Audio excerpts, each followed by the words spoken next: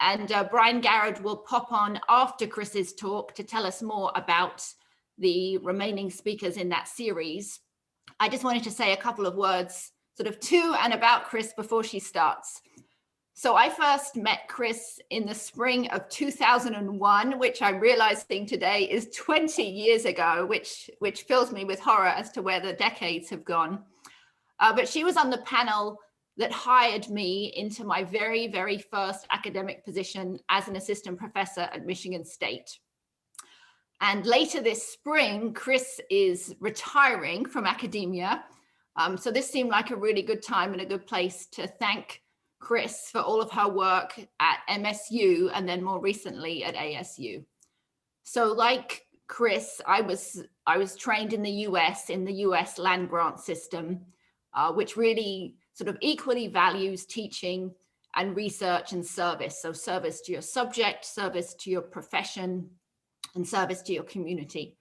And she has really always, for me, epitomized that ethic throughout her career. She's done so much to support and mentor her colleagues, support and mentor her students, produce first-class research consistently, and then also serve the communities in which she has lived and worked. She's really been a role model for so many of us, meaning her colleagues and her students.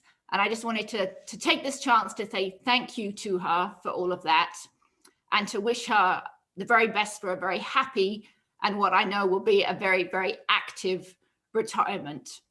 So Chris, I'm really looking forward to showing you Wales just as soon as you are legally allowed to visit us here. Thanks again for everything that you've done, again, for all of us in the industry and in the profession.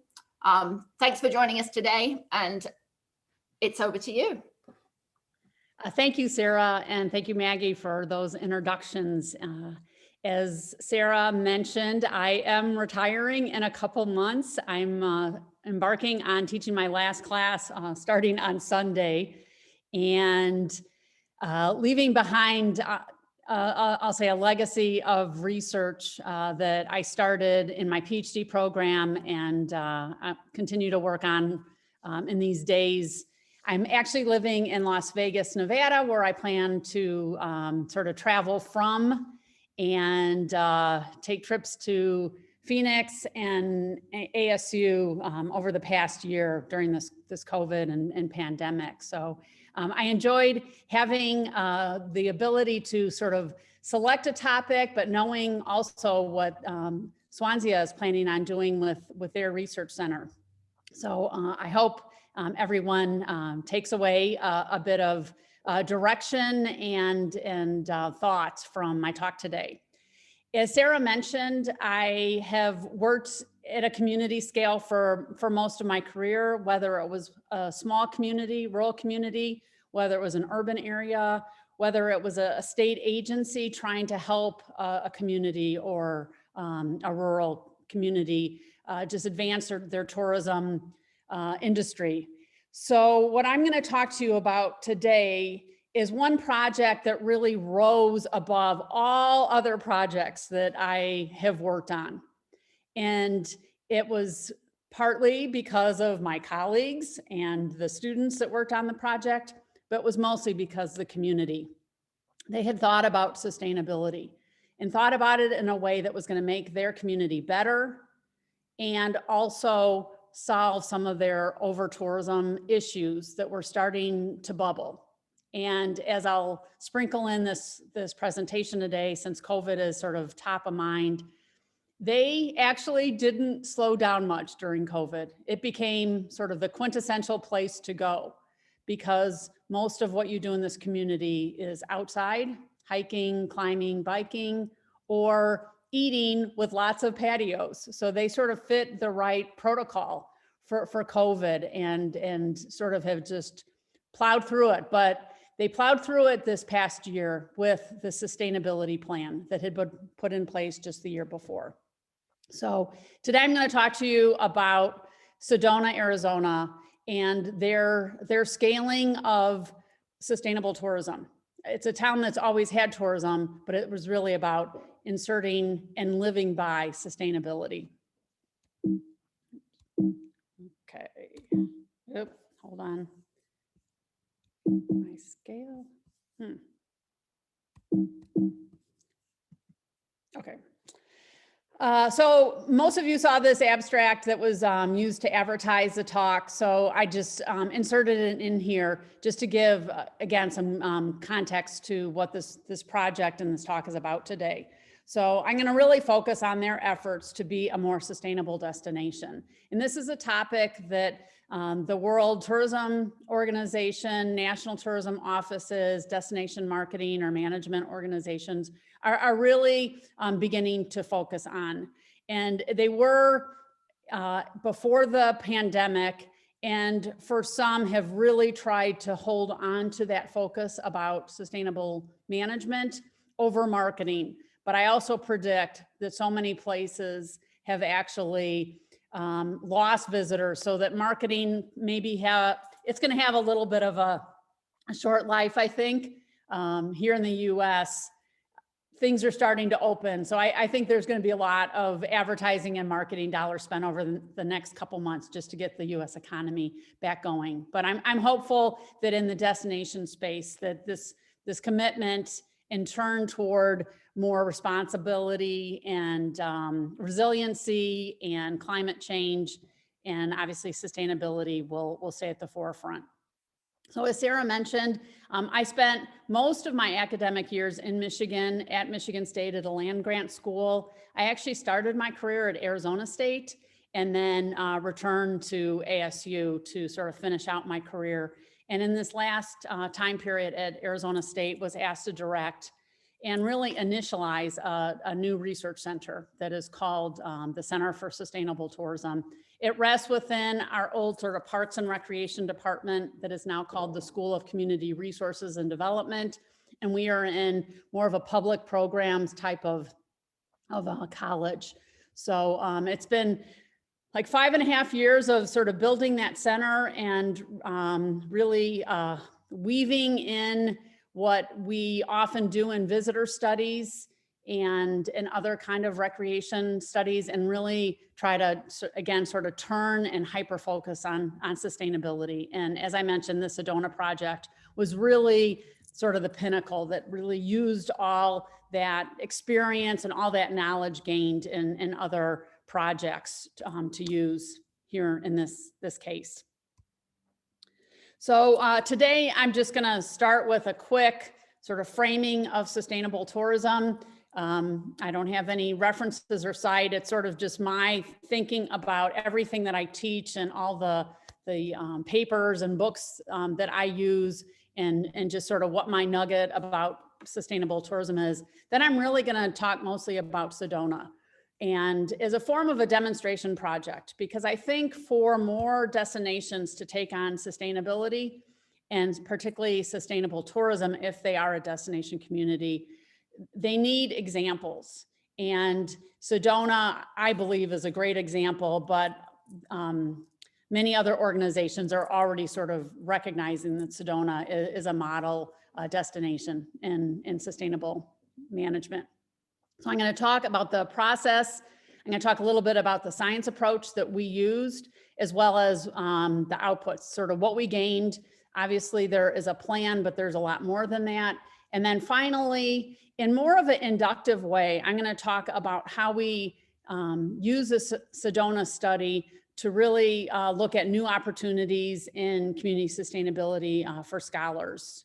So I'd say when we were in the research process, it was fairly deductive. I should mention the colleagues were Kathy Andrak, who has done a lot in resident attitudes, quality of life research, Gyan Napani, who also has done some quality of life research with her. Christine Buzindi was on the project, myself, and then we had Kim Pham, who was our PhD student. And then we probably had another 6 to 8 undergraduate and master students. So it wasn't a large budget project. It really took a lot. The total project was $80,000 and we only got half of that. So we really did this on $40,000. But it was really through the efforts of my colleagues and working with the community that we were able to pull it off. Okay. So what is sustainable tourism? I have a business background and sort of went through the time period where people, like business thinkers, would talk about paradigm shifts. And I think I see the sustainable tourism movement as a paradigm shift. And we're trying to shift off of mass tourism and be more, again, thoughtful, responsible, caring, and not turn off the faucet to tourism, but to ensure that those tourists who do come match the community well and are able to positively contribute to the community and not leave too many or like a net negative impact on the community. I see sustainable tourism sort of coming out of the early years of ecotourism. When I was like in the 1980s, 1990s, there was a magazine called Buzzword or Buzzworm. And in there was one of the early articles on ecotourism written by Kurt Katay. And I actually took one of his trips to South America. And it was some of the principles around ecotourism that started in those early years that really brought about other kind of movements within the tourism industry. And really what these were doing were drawing attention to the human impact on our planet and trying to reduce and again, make people more conscious of what travel is leaving behind in places that we visit. I also see that sustainable tourism has deep foundations in what are park and cultural principles. Principles like protecting land, and often we do that via parks, or conserving traditional practices, which is a form of culture. So I think it's important to keep these two linked, because I think there's a lot to gain and glean from being rooted in parks and culture. The fourth point I have on the slide is that I think sustainable tourism, and I think this is one of the unique features, it really has a greater community focus that accentuates the public participation. And so that visitors and maybe the chamber or DMO they're not the only like players in the game, but you're getting larger public participation, whether it's a neighborhood, whether it's special interest groups, whether it's the local government. And as you'll see, this greater community focus, I think, is really what came into sort of the core of our Sedona efforts. And then finally, and you'll see this too today, is sustainable tourism is about big ideas, but it's also about big actions. And it's not just an exercise of putting a plan together. It's really attempting to generate big positive results that show that there's this harmony, there's this sort of reset, or as you're calling the series, revisiting some of these ideas to try to, again, reduce the negative and bring about the positive. So Sedona is in Arizona. It sits just south of the Grand Canyon by about two and a half hours, and is really known for these rock formations that are good for like viewing. They're good for climbing on, they're good for hiking around or mountain biking. And so the outdoor product in Sedona is really world-class. Most of these natural resources exist within the national forest. The National Park Service is not near this area. BLM is sort of in the vicinity. There's not any reservation specifically here, but there are some tribal reservations nearby. And these lands would have been visited or lived in by early indigenous, just because there was water there and other means of living, and they would have revered these landscapes as well. So there are some sacred lands in this area. So for those of you that know Arizona, Phoenix is almost in the middle. Flagstaff is north. Sedona is just right here, just south of Flagstaff. And the green is national forest. So you can see it's really embedded in national forest. This taupe or tan color are reservations. So Arizona has a lot of tribal land. The purple is the Grand Canyon and National Park land. And then Bureau of Land Management is yellow, which is mostly along the western side of the state.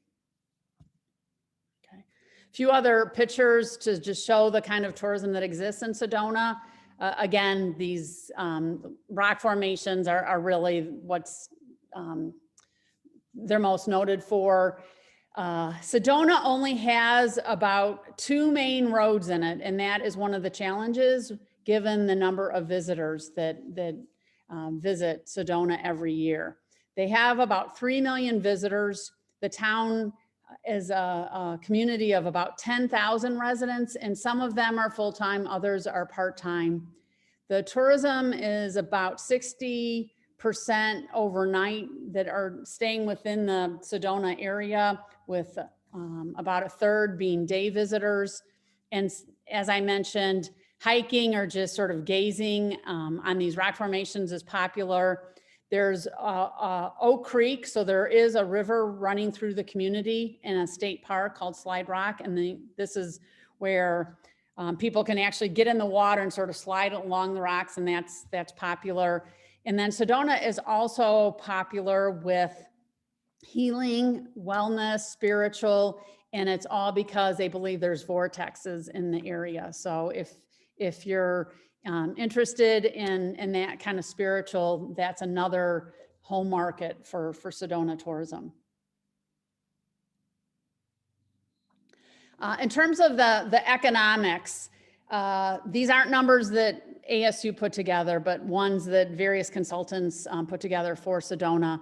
So they believe that their tourism industry is about 1 billion. Again, this is for a community of about 10,000 and estimating about 3 million visitors per year. What's unique about Sedona is they set it up that the tax revenues would be large enough that a homeowner wouldn't pay city property taxes.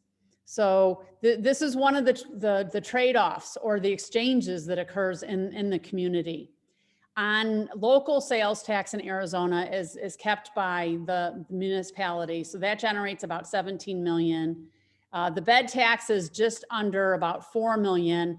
And a portion of that then goes to the chamber to actually manage the DMO. And there's about 10,000 jobs in Sedona. Not many of the workers live in Sedona because the average house price is over $400,000. The average room price in Sedona is about $225, the average daily rate. And just to give perspective, I think Phoenix is in the low 100s right now. Here in Las Vegas, I just heard it on the news, is like $85. So it clearly is a higher end, like overnight, which then helps in terms of generating sort of higher bed taxes for the community. Okay.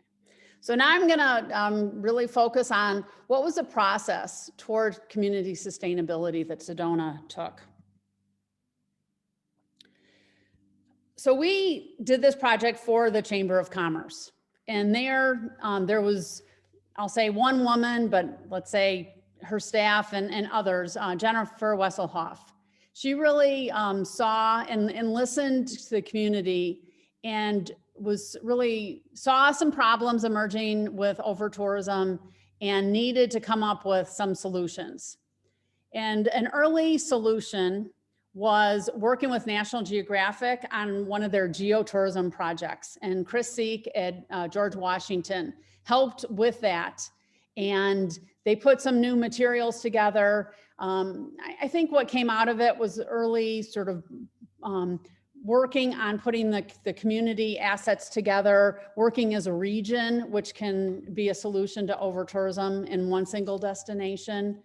Also during this time period, Jennifer and the chamber worked with Mitch Nichols.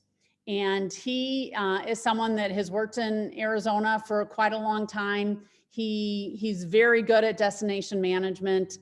So when, let me continue with this figure. So the next thing after this geotourism effort, then they decided to do one of these Global Sustainable Tourism Council audits, the GSTCs. And that really gave them outside individuals, giving them an assessment that they could look at, work with, and really identify what their strengths were and what their weaknesses were. And I'm going to talk about some of the results of that in a second. But that really led to some areas that they needed to work on. And that's what caused Sedona Chamber to write RFP and get another group of consultants in to sort of help them write that sustainable tourism plan. There was about 15 different companies that proposed a plan. We were working on it as ourselves, meaning just the university.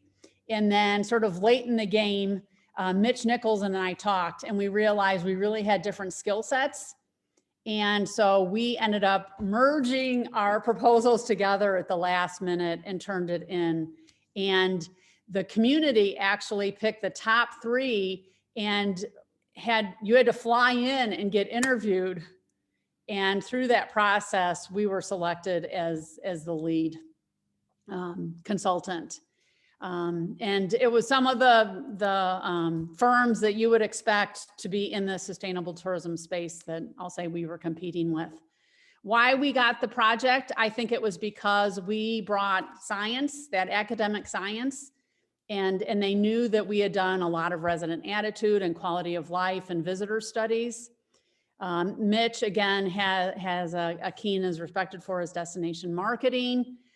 I also think just the ASU School of Sustainability helped, meaning Sedona folks knew that ASU had grown the sustainability school, and it was, world famous. And so that also was helped us get this project. So we worked on a process, and I'll share that in a second. But really what we needed to do was we needed to always be working on gaining community support. And again, I think that's what really differentiated this project from others. And you'll see, we had many ways that the community could engage, but it wasn't perfect. During this whole process, there was an election. There was a bit of a group rising out of the community that were wanted to, change the city council and the mayor and the chamber president. And there was a lot of Twitter and like social media exchanges. And so it wasn't like it was, perfect and easy sailing. It was not at all. So our research and our planning process that we pitched to Sedona was this, that we were going to focus on sustainability, economic vibrancy, and ultimately the resident quality of life, because the residents were really the group that was most concerned about over-tourism and impacting their quality of life. So the sustainability, we really focused on what made this place special, why was it visited, using a lot of secondary data. We also wanted to make sure that we didn't undercut the business community, because they were part of this project, and many people own businesses or work in the industry, and the visitor economy was very important, like the center you guys are, you have it at Swansea. And then finally, we wanted to execute, meaning we wanted action. We didn't want this just to be a plan. And ultimately, we want the economics to sort of show that you can sort of have strong economics without compromising on quality of life. So I mentioned that in Sedona's process that they had brought in a team from the Global Sustainable Audit, and they use these 4, I'll say, buckets to analyze and to audit. And it's a pretty impressive process. So one of their categories is destination management. And then the other 3 are, as you'd expect, economic, sort of people and environment. So when Sedona got done with this audit, and there's 41 sort of scored areas, they were high on 33 of those. So they really had 8 that they needed to address and getting this team in of consultants and doing the plan was really an attempt to try to remedy those 8 so that they would have, I'll say, closer to a perfect scorecard. So these are Chris Seek's slides. And I just wanted to sort of show what are some of the good practices that Sedona already had in place before they had this plan. In this A category, which is destination management, for instance, they had worked with Coconino National Forest on their management plan to protect. They had an annual marketing plan for promotion that utilized best practices.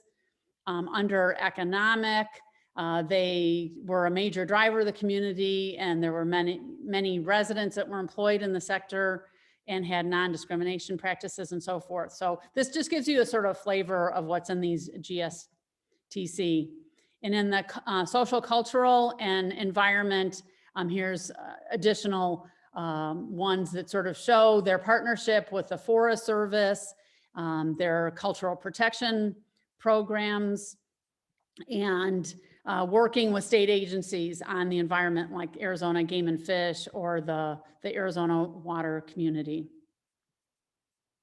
Company.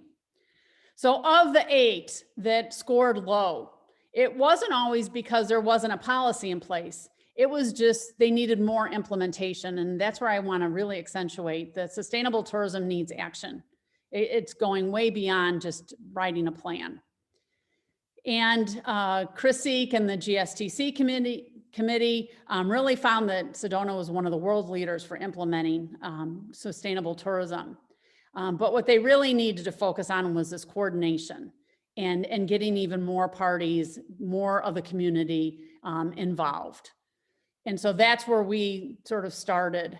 And these were the 4 of the 8 that they felt that Sedona was underperforming on. And in our efforts, this is what we really tried to attempt to remedy. So one was having a sustainable destination strategy, and that's in essence what the plan did. And that the strategy would have actual standards with metrics, with monitoring processes, and you'll see what we did in that in a second. Also that the committee felt like the local community's opinion, there wasn't sort of times or staged or even casual opportunities, so that needed to beef up. And that's where like Kathy Andreck really played a key part because of all this resident attitude research we had done. And then finally, the community with these sort of 2 roads and 3 million visitors, there were a lot of transportation issues. And in Michigan, I did a fair amount of work on trails and worked with the Michigan Department of Transportation. So I was the individual that sort of took that topic on. So these are the 8 that were recommended through the GST process. And I just sort of starred the ones that we focused on.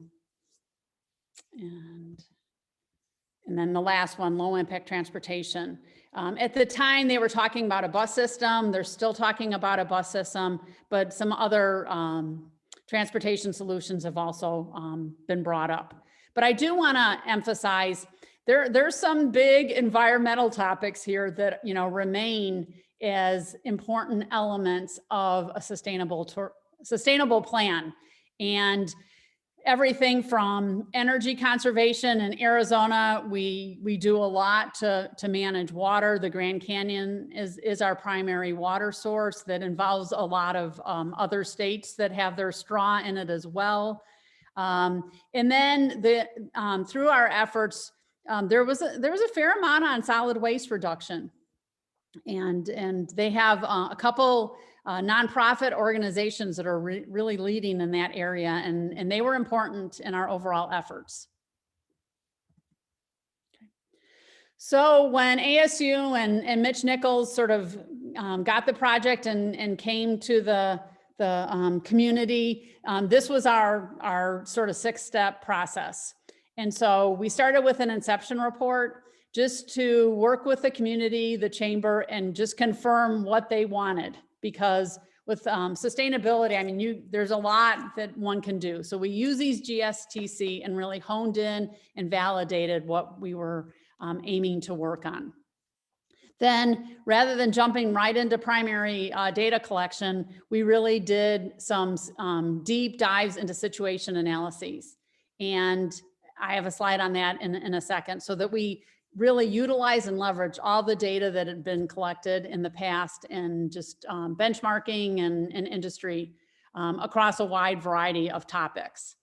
Then our third step was really our primary research, and that's what ASU, our big contribution was doing what we're good at in terms of doing surveys and collecting primary data. Then with these results, then we really moved into visitor management, and then tourism visioning with the community, and then finally executing and crafting that 5-year plan. So in our inception report, again, we just really wanted to be on the same page with the community, that we were really looking at sort of the history of Sedona and what had taken place in terms of tourism. It's a relatively young community. It was incorporated in 1988. So it's about as old as like Sarah and I were at Michigan State. And they had to be thinking about future growth. It's fairly landlocked because of the Park Service, but a lot of developers really want to get their hands on land and continue to build houses. And finally, we really wanted tactical recommendations that were spread over time. You can't just sort of dump 100 things to do all in like one time period. We really were thoughtful in terms of spreading it out over time. And sort of baking in this community engagement, we had community committees all along the way. And some of them were some of the same people, but other people were added or sort of removed as our process went on. We had a committee that listened to our pitches for us to get selected. We also had formed a committee that we met with probably monthly or every other month to really show what we're learning and getting their feedback. And I should say the project was budgeted for about a year, but it probably went for 1.5 years, almost 2 years. But what you can see in this list, it's not so much the people, but the top person, Justin Clifton, he was a city manager. He came to almost everything. Here we've got Mayor Moriarty. She also came to almost everything. So it wasn't just the chamber having their own meetings. We had some of the top paid and elected individuals. The city had also taken on a sustainability officer. And so Mackenzie had sort of cut her teeth on sustainability and Flagstaff, and then came down to Sedona. Jennifer, I mentioned, was the chamber president. The person that ran more the tourism side of the house was Michelle. The Forest Service was important. And then the rest of this list is really nonprofits. And Sedona is a place that early retirees or even sort of regular time retirees go to, have lots of skill sets, but they want to be active. And so a lot of these nonprofits have come about via their efforts. Then we also had some state park superintendents. We had some tourism businesses. Here we've got a compost sort of nonprofit company. And then Mitch and the ASU team were present during these meetings. I mentioned, and I'm not going to go through like all this stuff in great detail, but our situation analysis sort of touched on getting a handle of visitor counts, looking at product inventory. At the time, they had 2,400 hotel rooms in the community. And during the 70s and 80s had also been the siting of timeshares. If Gail Vanderstoop is on, her mom and Gail visited, and they have a timeshare. So they spent a week in Sedona. And timeshares are sort of quirky, and they don't pay the hotel tax. And so they're productive in terms of getting visitors and having visitors spend money, but they're also different than a regular hotel. And then on the product inventory side, a challenge during our investigation and our plan writing was just the evolution of Airbnb. And it really picked up in Sedona because of the real estate downturns of 2008 and 2011. And many people went in and just bought houses because they were relatively inexpensive. And then many of these houses became Airbnbs in sort of traditional neighborhoods. And Sedona was really still sort of grappling with what does an Airbnb in the community look like. And that was something the mayor actually took on and was leading legislation in our state legislature. I looked at things like infrastructure, on transportation. We also looked at marketing, and Christine Vogt, I remember, looked at like tiny houses because housing is an issue because of the high cost and the need for employees in the tourism industry. Our survey, originally Sedona, I believe, wanted a resident survey and a business survey and maybe like a small visitor survey. And we sort of pitched to them. They had done visitor surveys, but they had never done them for a whole year. So we actually put a sampling frame together so that we would cover all the seasons. And we picked some places that were different that they had not sampled at prior. We also pitched that we should do some focus groups, and we needed a public sector focus group. And as we got deeper into that, we realized that we needed a nonprofit focus group session as well. And Gian and Christine Vogt headed those up. Here's a picture of Kim doing visitor surveys. Here is our focus group. And then finally, I have on this is we did several community town halls and visioning sessions. So here's Mitch Nichols. And these sessions would attract 75, 100 people. We ran them in the evenings. We ran them in the mornings. They were highly publicized in the community and brought, people with concerns as well as people that were supportive of the tourism industry and moving forward. So a really mixed bag. Did a lot of where we gave them exercises and got their ideas and then incorporated those into our primary research. So we have so much data on this study. So I've only picked just a couple nuggets to sort of illustrate the kind of research and science that we used. And importantly, I think we gave them a better plan because of science. We gave them insight that maybe some of these other consulting firms may not have provided, as well as we have insights from research that we've done in other communities in Arizona and out in the West. But I think it was a very important contribution. Not all sustainable plans are going to have that science piece, but I think it's relevant and gives it greater reliability and validity. So here's just a slide that gives sort of a sense of what were the problem areas for Sedona. And with 3 million visitors and basically two roads and they're about 10 miles off the interstate, traffic and transportation is the #1 issue.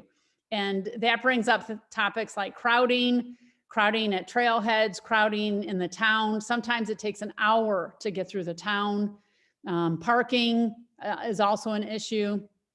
And the community actually had started working on transportation before we even got the plan done and put in increased in sales tax to try to start paying for some of the transportation costs.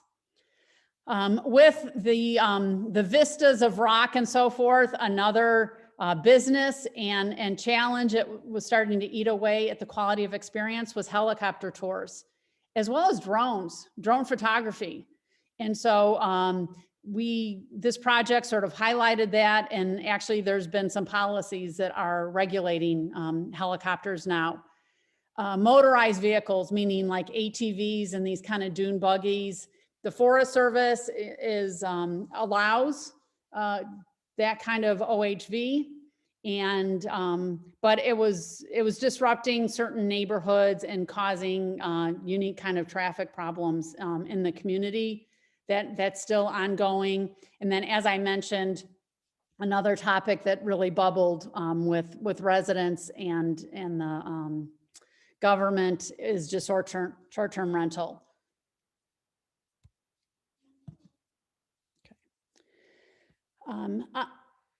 A topic that we wanted to learn more about was just how these various segments viewed sustainability. And in terms of action, I mean, what do people see as sort of the top priorities in achieving sustainability? So one benefit of us doing a whole host of surveys was that we could ask same questions across all these different stakeholder groups. So you can see in our visitor survey, our business survey, residents, we asked these set of questions in terms of, what do you want here in the Sedona community? And these actually came out of a master's thesis that we had done just a year prior. So number one, and this sort of validates my sort of foundations in parks, is that parks that practice leave no trace principles, that was the number one sort of activity supported across all these stakeholders. Another top was having locally owned businesses and tours and attractions that are not putting a stress on the surrounding environment. One of the top businesses in this community is Pink Jeep Tours. And they very much, are in a motorized vehicle out and about in the national forest. But they are trying to do more in terms of, leave no trace and less impact on the land. And that sort of came out as a top. Another aspect of sustainable tourism that's really gaining popularity in the US, National Park Service very much supports it, is just dark skies. And so Sedona was one of the early communities to do dark skies. The residents are a little bit more behind it, I'd say, than the visitors, but still an important element of their overall sustainability. And then this slide, I think, is fairly telling that it's not all positive in terms of moving forward. This can be a baseline as we were doing the plan. And this is really asking how important is tourism to the economy. And so you can see on the resident side, half are supportive that tourism should be about what it is today. And again, they're just getting into some of this over tourism in certain peak time periods. But you can see that 43% of the residents think that it should have a smaller role. So this is going to be an important group to sort of speak to and continue to integrate. On the business side, as you'd expect, but it's not 100% in terms of, only 21% are saying greater role. Most are sort of satisfied with where the tourism economy is right now. And then moving on to sort of what did Sedona gain by doing this plan?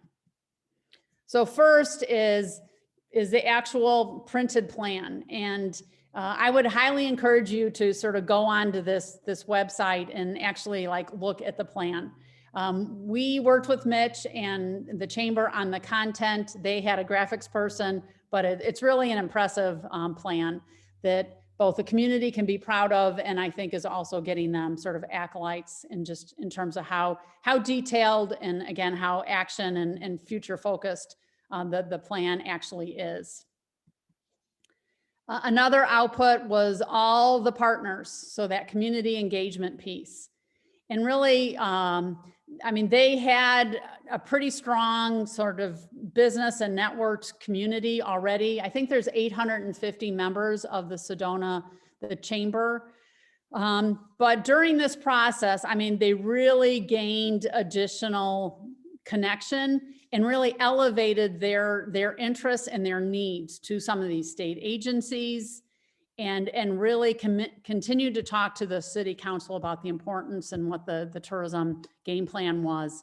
Again, National Forest was super important.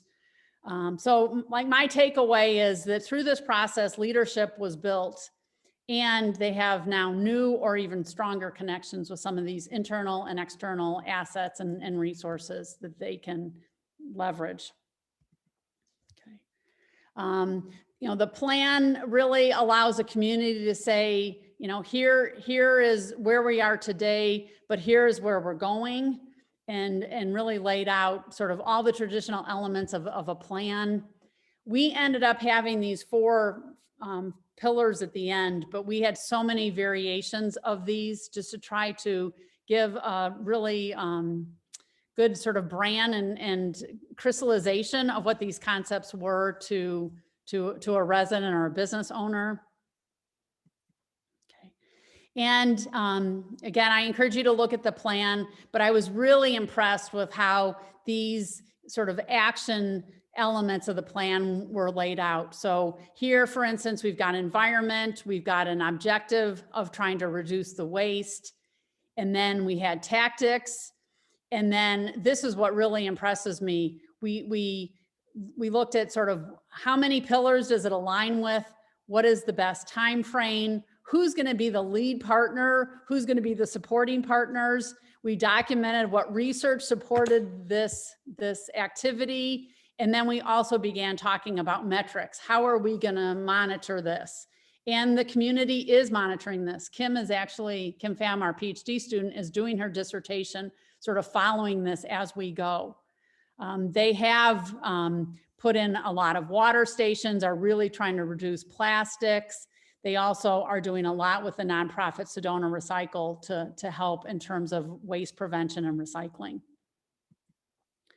Here's just another example on economy. Here it's about really managing the flows of high and low visitation and working on congestion and using marketing. They've really lifted a lot of their marketing spend and saying people know about Sedona, we don't need to be spending even more money. As well as looking at performance metrics and just figuring out what the right mix is. Both of these are on a short term. And then also in the plan, then there's an appendix where this is just reorganized like one more time that puts everything sort of at a glance of, all the tactics under a single objective, and then who the lead and supporting. And you can see in this example, the chamber continued to step up. It wasn't like, yeah, we brought in this plan and now everyone else needs to come up with the money and the time to execute this. They continued with the city to take responsibility for many of these projects. So budget for the chamber. I wanted to show this. So the bed tax was a little bit under 4 million. So the city keeps about 1.7, and then the chamber is on a contract for just 2.4 million. And for a community of 3 million visitors, they're spending just under $1 million on marketing and advertising. It used to be higher. And instead, what they're doing is calling it reinvestment programs. And this is where the budget lies to execute on some of the projects that are in the plan. Okay. Another outcome of this is really this paradigm shift that I talked about, what frames sustainable tourism for me. And this is something that Sedona came up with themselves as a way of branding or positioning what tourism is to their community, the end of tourism as we know it. So this is on their website, and it's really their way of sort of suggesting to the residents, to the businesses, we can do better, we can manage this, that we can really overcome this over tourism. And they're doing it via identifying new target markets that sort of fit sustainable tourism better, new positioning with less promotions. They've got new advocacy programs that are fostering sort of new visitor behaviors in the public lands in the community. As I mentioned, they added a new transportation tax that both residents and tourists are paying to fund future projects. And they very much are continuing their engagement with the community. So in the end, myself and Mitch Nichols actually had to present to the city council on 2 different sessions, and they unanimously approved the plan. A year later, the tourism office of the state gave Sedona an award. And Jennifer Wesselhoff, who really like led this, she has since left Sedona, and she has moved to Park City.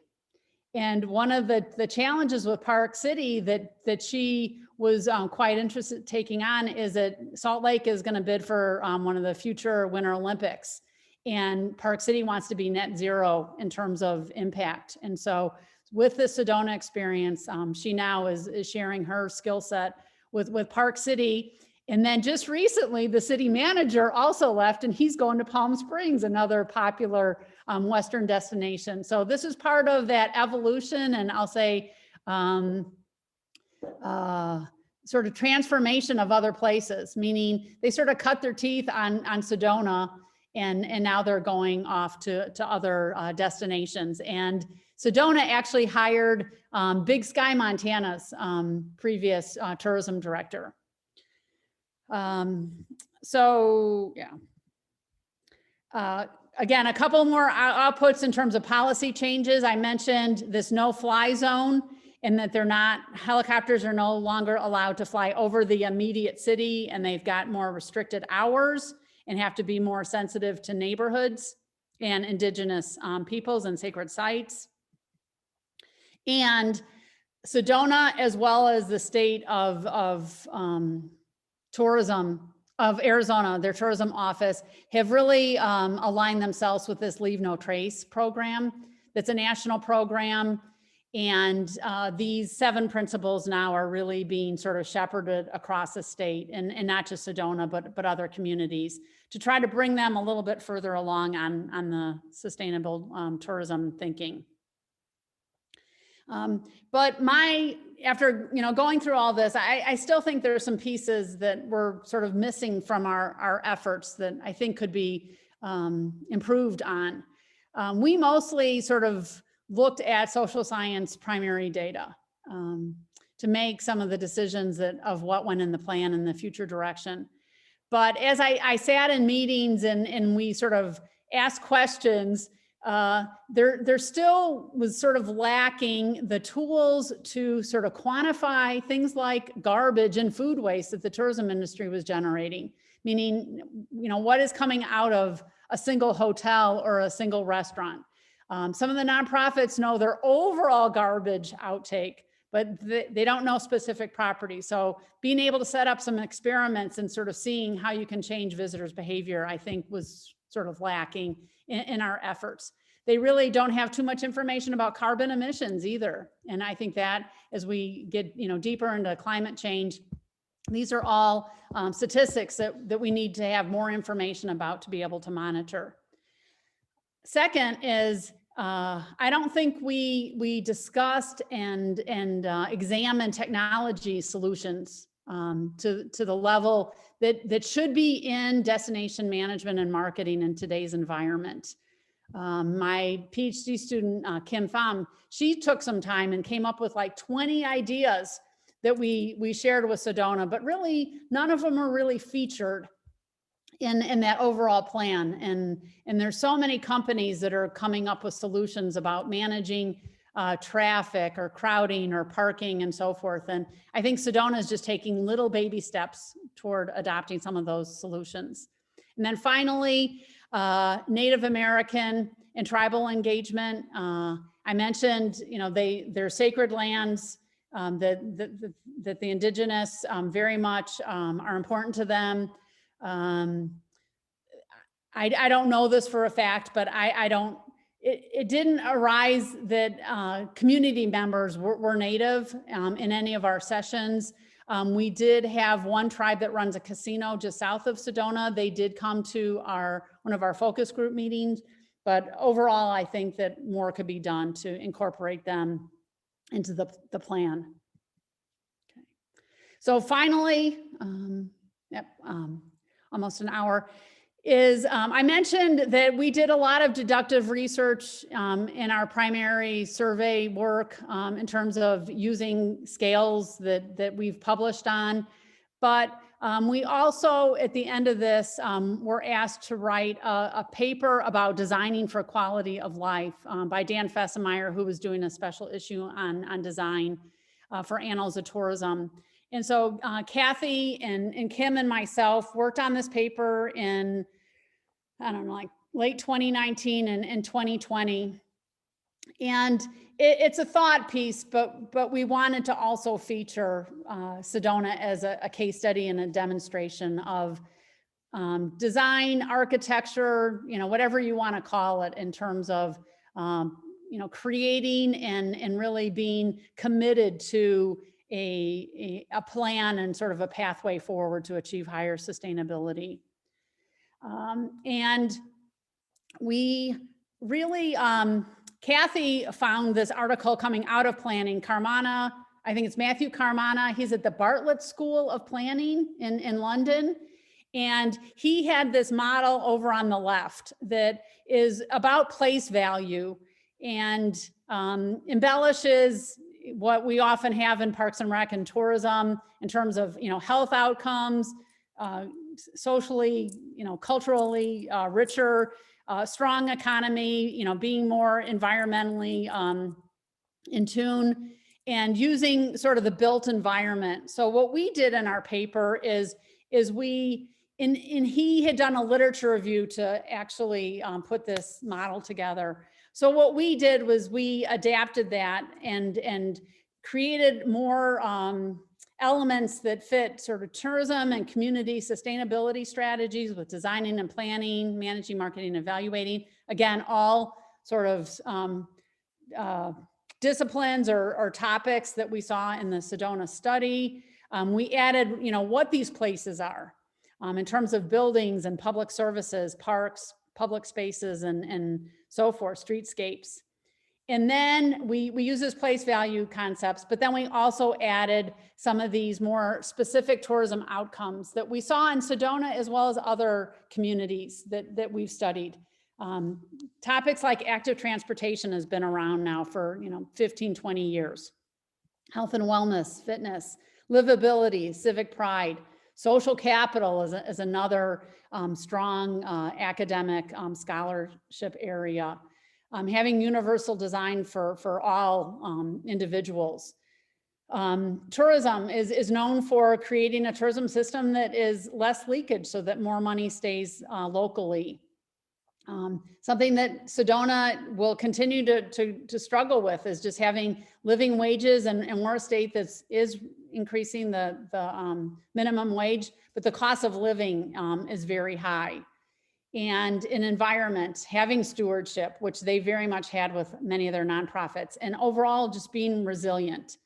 And I didn't add during my presentation, but during COVID here in the US, it was sort of the middle of March when our world sort of flipped and we stopped going to school and work and so forth.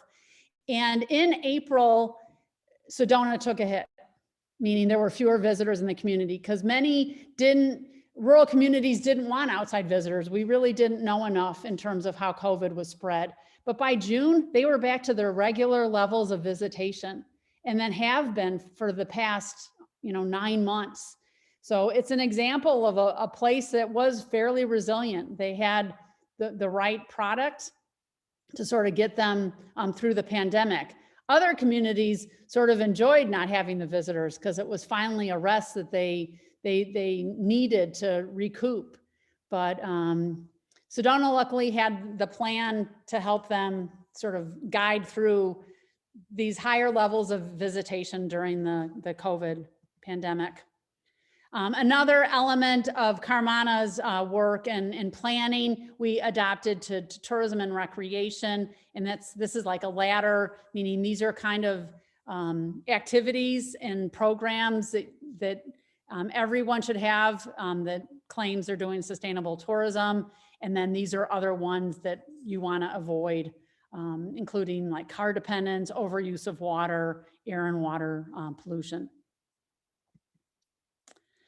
So that is my presentation, and here is a couple of my colleagues.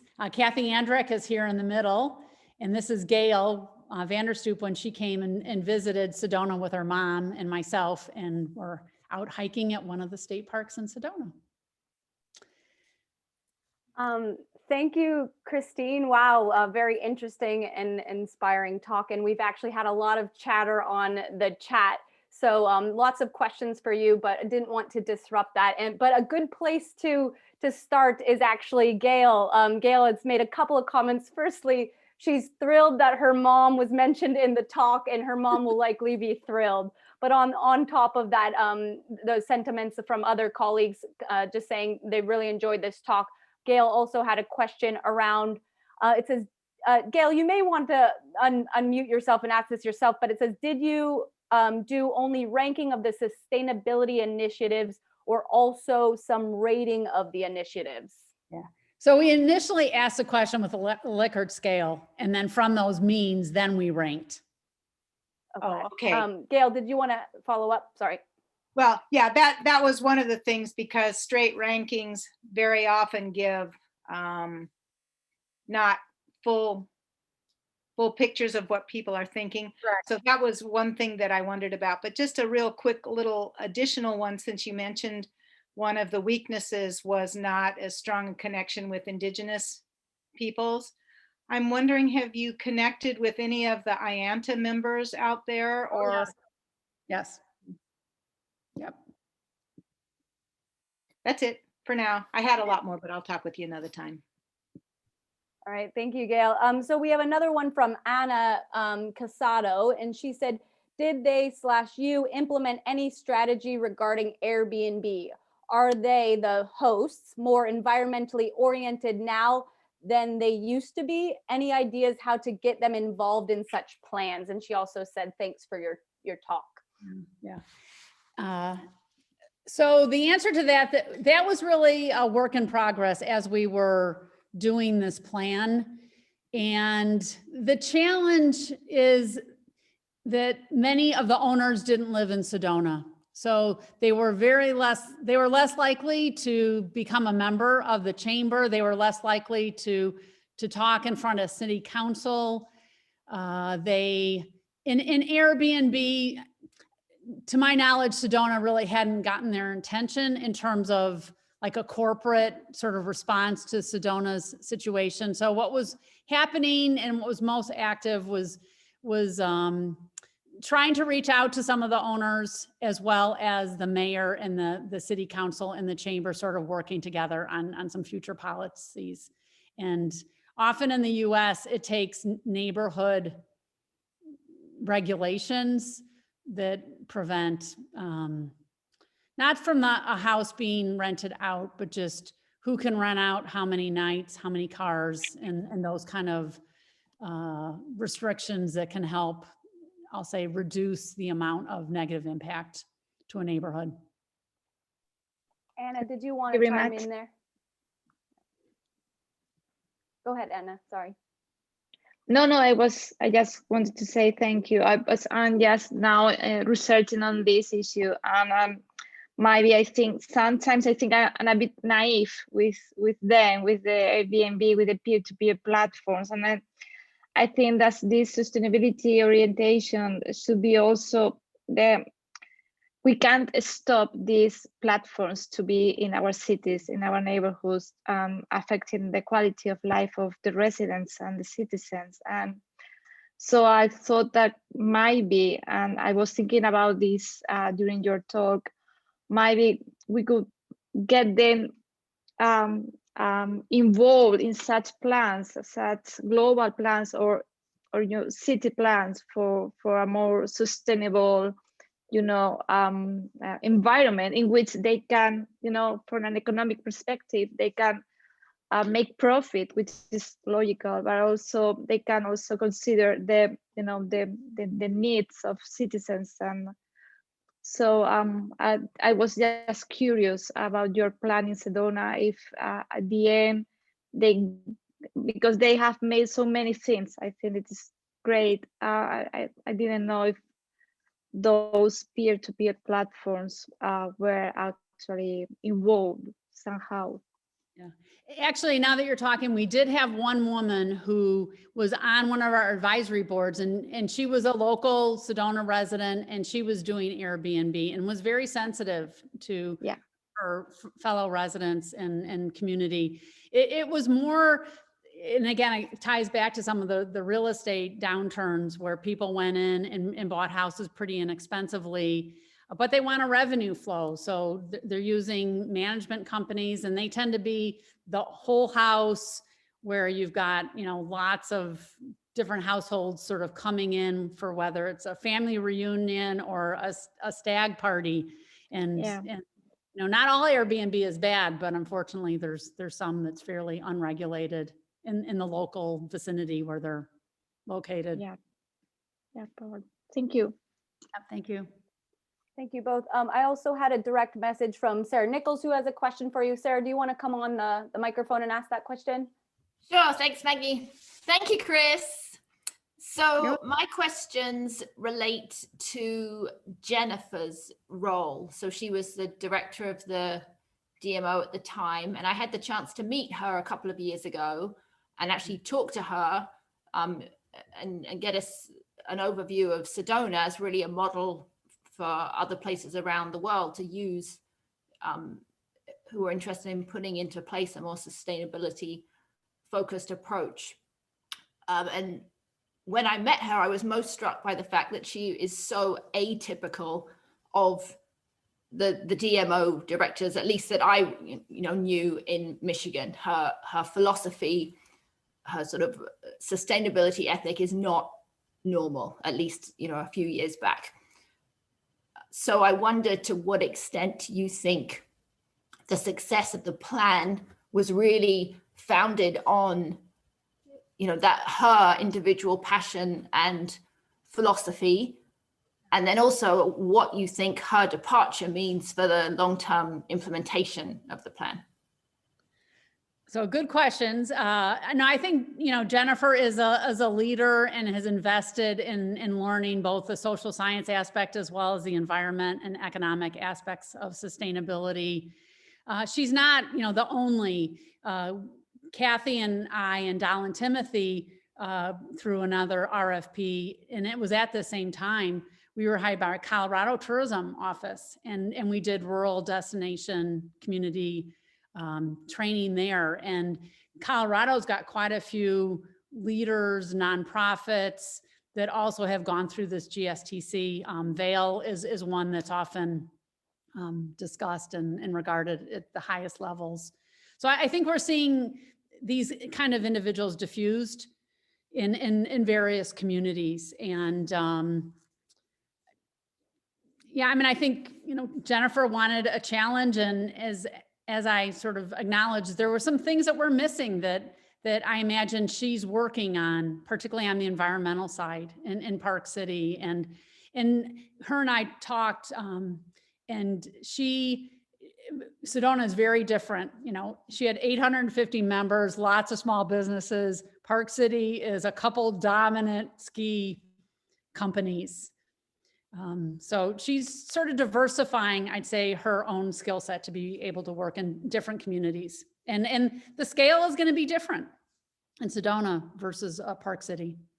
But she was very instrumental. I would say there were other individuals, though, that were very supportive and contributed to the sustainability part as well. All right, next question for you. Thank you, Sarah. Did you want to say anything on the back of that, or are you okay? No, that's great. Thank you. All right. So the next question comes from Carl Cater, who, of course, loved the talk and said a really nice example of community involved in tourism planning. Just wondering if you think this could result in visitor displacement and 2 tiers of tourism destinations, a premier set of sustainable places with good planning and high prices, and others that still cater for the masses. To the last question, I think yes. I think there very much could be a division. And Sedona sort of rests in a geography that is the Grand Canyon, and national parks also has a strong sustainability commitment and agenda. Flagstaff is nearby and is also very much outdoor. They've got lots of nonprofits working their efforts to be more sustainable. But Yeah, I mean, even with Sedona's leadership, right now, we don't see sort of the next community jumping on. And even the Office of Tourism has really sort of gone through some different cycles with sustainability. And we have 3 of our former master students working, and really from a bottoms up, they're trying to bake more sustainable thinking and programs into the state tourism office. And this Leave No Trace that I talked about is one of their main programs to just try to diffuse sustainable tourism planning across the state. Right now, they're all working on recovery plans to try to, get out from under the COVID impacts of less visitation in some communities, not all.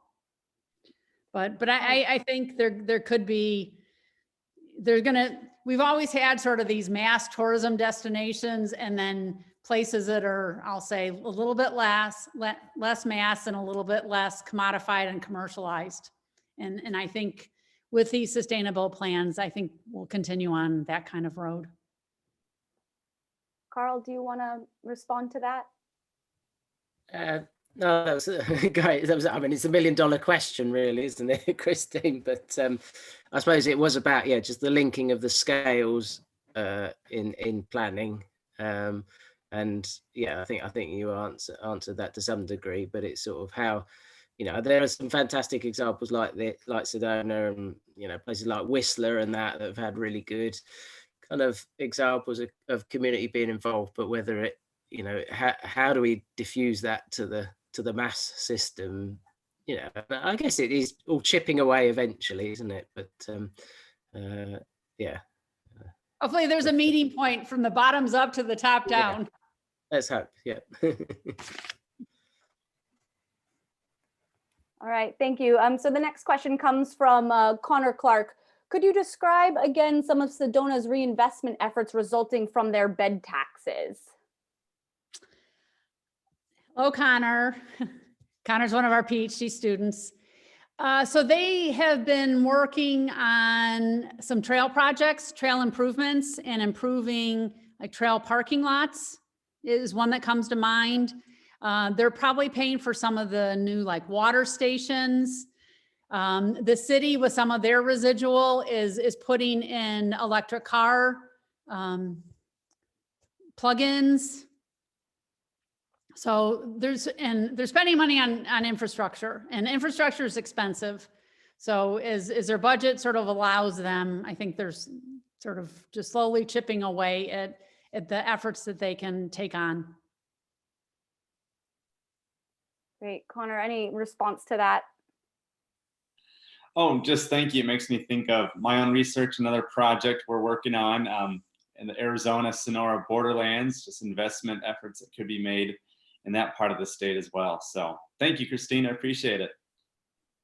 All right, thank you both. So we probably have time for 1 or 2 more questions. We have one from Huda from Switzerland. How can we link some of this community discussion to the SDGs and post-COVID? So what's your bigger picture thought on this, Christine, as it links to those two aspects? Very good question. We need to just keep having like all these standards in front of us and find sort of those common themes, so that eventually we might lead to like one set of principles and standards that don't fit all size of communities, but still are a guiding light. An example that we've been working on at the center at ASU is CREST is in Washington, DC, and they advocate for responsible tourism. They did a webinar a few months ago that was on climate change. And we did some analysis on that webinar and then linked those what we heard in the webinar to the future of tourism, which is another sort of mega agency trying to sort of lead. So that's just like one example. I think we just, as professionals and academics, we just need to keep all these sort of themes and concepts together and just keep sort of working them, almost like kneading them until we have something that we can hopefully all agree on, if that's ever possible. That is a good dream, a good goal here. Buddha, did you want to respond to that? Or sorry, Huda, did you want to respond to that? All right. Hello, yes. Oh, yes. Oh, there you are. Yeah, hi, everyone. Hello. Yeah, just I mentioned, my question mentioned to the sustainable development goals after the crisis of COVID pandemic, because tourism sustainability and somehow will be linked to the 17 goals of sustainable development. For example, the poverty, we all know how tourism can contribute to poverty reduction, also to the waste reduction, climate, in many ways. If we can link sustainable tourism to the implementation of sustainable development goals, the 17 ones, especially if we focus in the last 17 goals with partnership, broaden our partnership with the NGOs, with the different various stakeholders. Yeah, it can be linked in many ways. Thank you. We enjoyed, Christine, your presentation and your lecture. Thank you very much. Thank you. Yes, thank you. So 2 more questions here, and then we'll end with Tazim's, which is in the chat. But before that, we have Bynum's related to Carl's question. Does a CVB need to be wealthy enough to invoke this type of planning? I would say it doesn't have to be one of the multi-million-dollar budgets, cities or destinations. Sedona is a good example of a fairly small community that sort of saved some money to put this plan together. And in the end, we were able to do it for $80,000 US. There's a lot of university programs and many of you that are on today that, are, need some funds, but really it's our interest and passion that really drives us to get involved in these type of projects. And then we might look for sort of the funding later. So, I think the answer is no, you don't need $1 million and you don't need a super huge budget. I think you need the people and the passion and just the push to keep moving forward and to make a difference. You have to monitor and you have to show that all that effort was worth, because otherwise people will drop out. I was also thinking about the kind of the mindset of the CVB, right? You have these very attractive amenity-based destinations that, they're going to be competitive regardless if they stop marketing, and they have the ability to put the kind of pause button on. Like, does a destination need to have that level of status and acclaim so that they can do the planning, not necessarily the afford the, the consultants or the researchers, but does a destination have to be sufficiently wealthy to say, okay, well, we don't have to focus on growing to be able to think about this? Yeah, I think having market awareness and knowledge has helped Sedona on tourism, but it also has hindered them in terms of the growth in particular residential development. They had a moratorium. They weren't even allowing other hotels to be built. And now they're just slowly opening and they're really keeping away as many of the brand hotels and only allowing sort of unique kind of properties. They're gonna have a property that actually is on platforms and the roofs are gonna be glass so that you can see up at the sky and the rocks. So they very much are architecting sort of the built environment growth that occurs in the community. All right, thank you. And we're going to end with Tazim's questions here. She said, I had very similar questions to one already raised, but wondered if you could share further on community engagement efforts, given the sustainability and sustainable tourism emphasis. So question 1, what efforts were made to involve often underrepresented and diverse groups? You mentioned challenges connecting to the Indigenous stakeholders, but this is a long-standing issue, she makes note. So I guess we could break this down into 2 questions. Do you want to respond to that first part? Yeah, so the first is, we did try to expand on what the chamber initially had as their stakeholder groups. I mentioned the public land agencies. We added that, we added nonprofits. We attempted to include Indigenous and tribal as well. We did random resident surveys. So we actually talked about posting a link online to let everyone who wanted to reply to the resident. And we decided to keep with more the science-based, and we did a random sample of homeowners.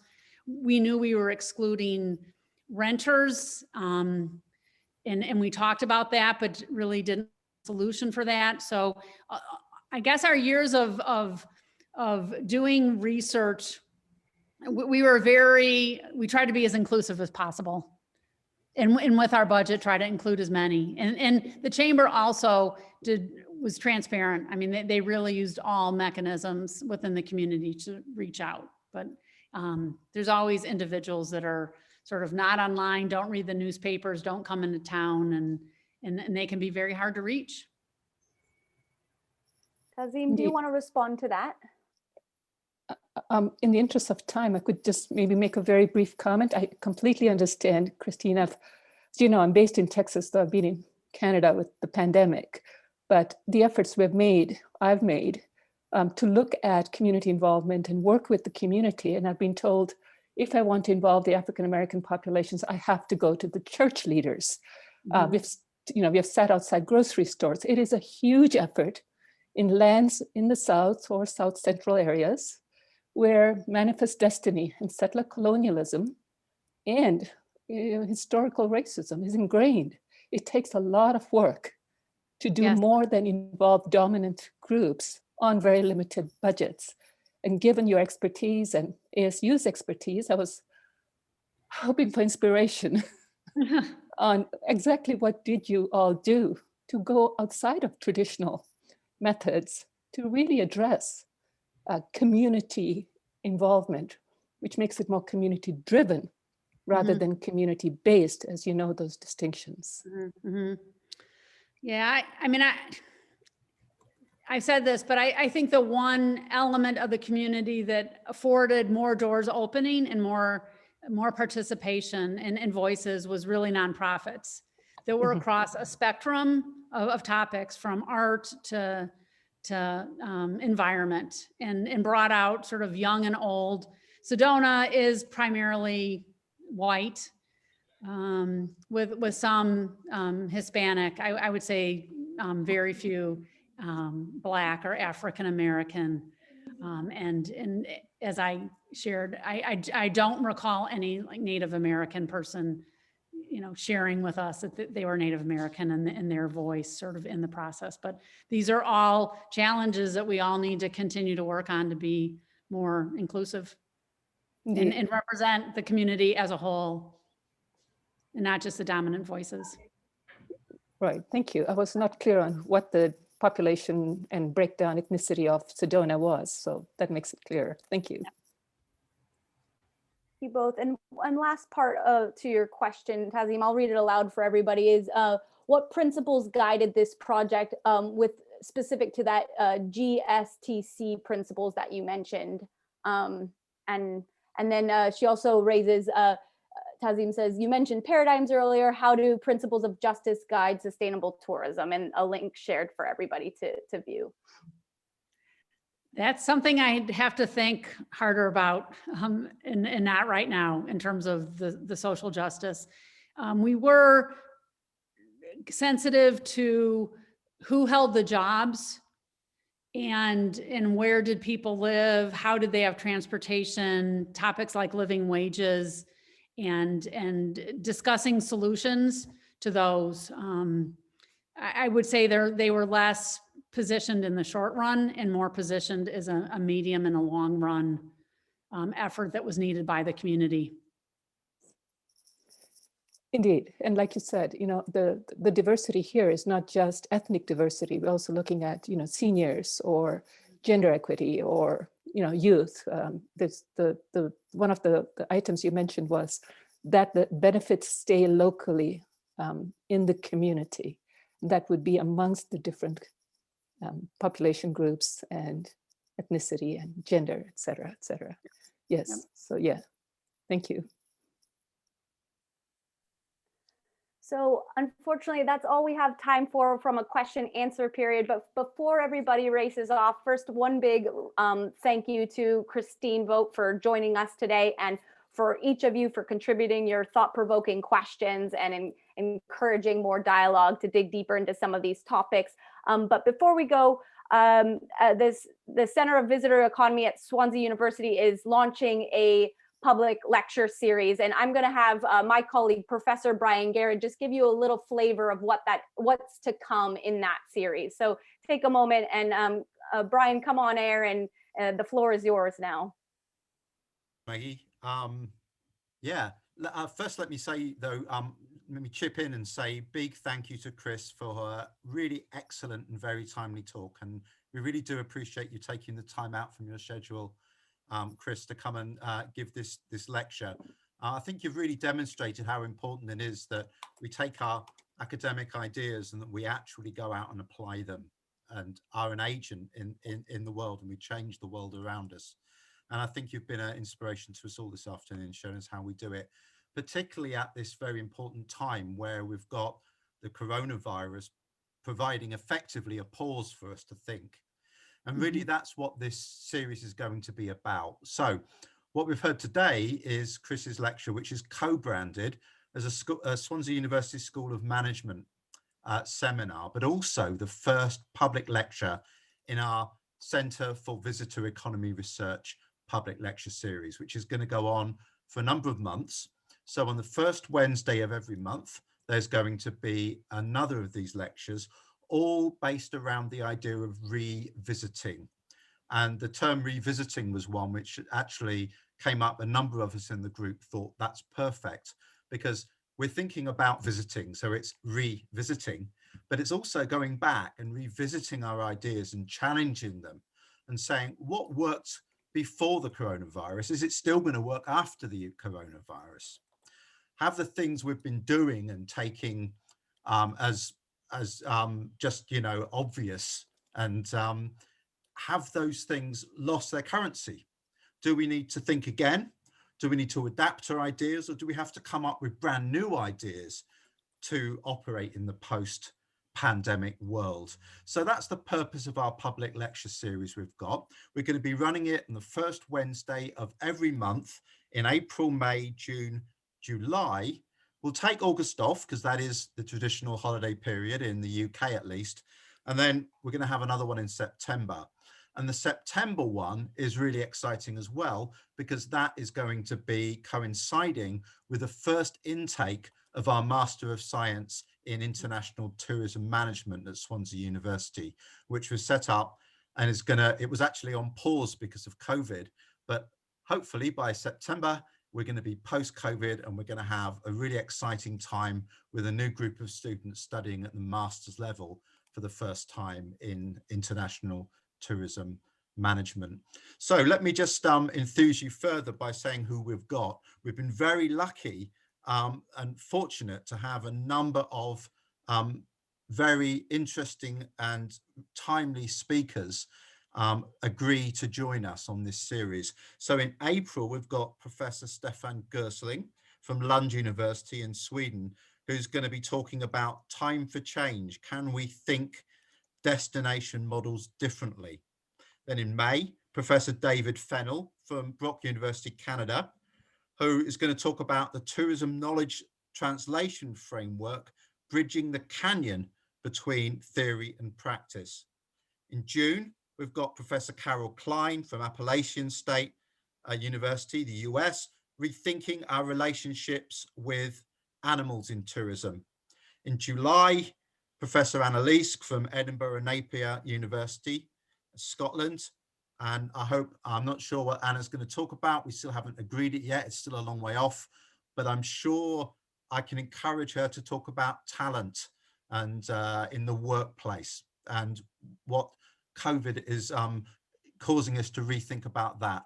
And then the September one, fantastic. We've got Professor Donna Chambers from Sunderland University in the United Kingdom, again, to be announced. So really looking forward to those. Please do join us again for these this series of talks. I will continue to advertise them as best I can on Trinet, on Facebook, and on Twitter, which are the main 3 ways I know of doing them.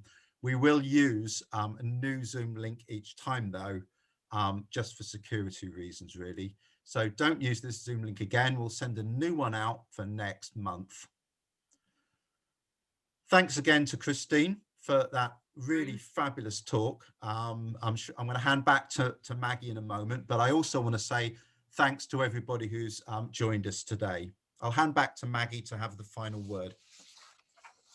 Well, thank you, Brian, and hopefully we can see more of you join our future seminars. And thank you again to Christine for your inspiring and thought-provoking talk today. For those who are interested in a recording, Christine has enabled this to be recorded, and I'm happy to share it with you. So email myself or Sarah Nichols, and we dropped our emails into the chat box for you, and we'd be happy to share.